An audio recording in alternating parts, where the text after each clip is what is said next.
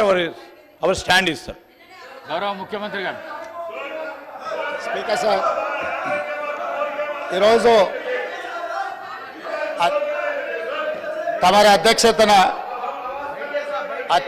అత్యంత కీలకమైన ప్రకటన చేయాలని రాష్ట్ర ప్రభుత్వం భావిస్తున్నది. కొన్ని దశాబ్దాల నుంచి మాదిగ ఉపకులాలకు సంబంధించిన లక్షలాది మంది యువకులు ఎస్సీ రిజర్వేషన్లలో ఏబిసిడి వర్గీకరణ కోసం వాళ్ళు పోరాటాలు చేస్తున్నారు.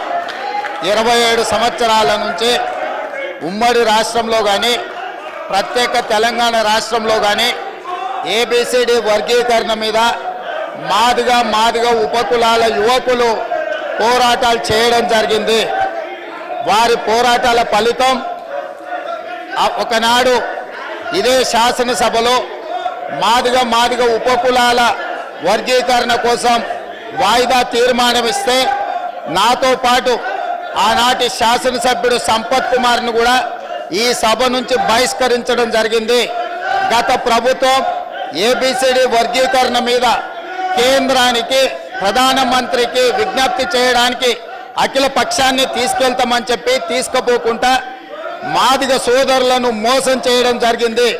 కానీ డిసెంబర్ 3, 2023 నాడు ప్రజాప్రభుత్వం బాధ్యత తీసుకున్న తర్వాత తక్షణమే మా ఉప ముఖ్యమంత్రి గారి సూచన మేరకు మాజీ ఉప ముఖ్యమంత్రి ప్రస్తుత మంత్రి దామోదర్ రాజనరసింహ గారి నేతృత్వంలో మా శాసనసభ్యులందరినీ అడ్వకేట్ జనరల్ని ఢిల్లీకి సుప్రీంకోర్టుకు పంపించి న్యాయ కోవిధులతోని చర్చించి సుప్రీంకోర్టులో బలమైన వాదనను తెలంగాణ రాష్ట్ర ప్రభుత్వం కాంగ్రెస్ ప్రభుత్వం వినిపించడంతో ఈనాడు సుప్రీంకోర్టు మాదిగ ఉపకులాల వర్గీకరణకు అనుకూలమైన తీర్పునివ్వడం జరిగింది. నేను మనస్ఫూర్తిగా సుప్రీంకోర్టు కాన్స్టిట్యూషనల్ బెంచ్కు రాజ్యాంగ ధర్మాసనానికి మనస్ఫూర్తిగా కృతజ్ఞతలు తెలియజేస్తున్నా. 7 మంది జడ్జిలలో 6 మంది జడ్జిలు రాష్ట్రాలకు ఏబిసిడి వర్గీకరణ చెయ్యడానికి అనుమతి ఇచ్చింది.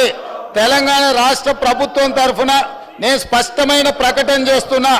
దేశంలోనే అందరికంటే ముందు బాగానే నిలబడి తెలంగాణ రాష్ట్ర ప్రభుత్వం ఏబిసిడి వర్గీకరణ అమలు చేసే బాధ్యత మా మిత్రులు మా మంత్రివర్గ సహచరులు మేమందరం తీసుకుంటాం. అవసరమైతే ఇప్పుడు ఇచ్చిన ఉద్యోగ నోటిఫికేషన్లలో కూడా వర్గీకరణను అమలు చేయడానికి అవసరమైతే ఆర్డినెన్స్ తీసుకొచ్చి మాదిగ సోదరులకు న్యాయం చేసే బాధ్యత మేము తీసుకుంటాము.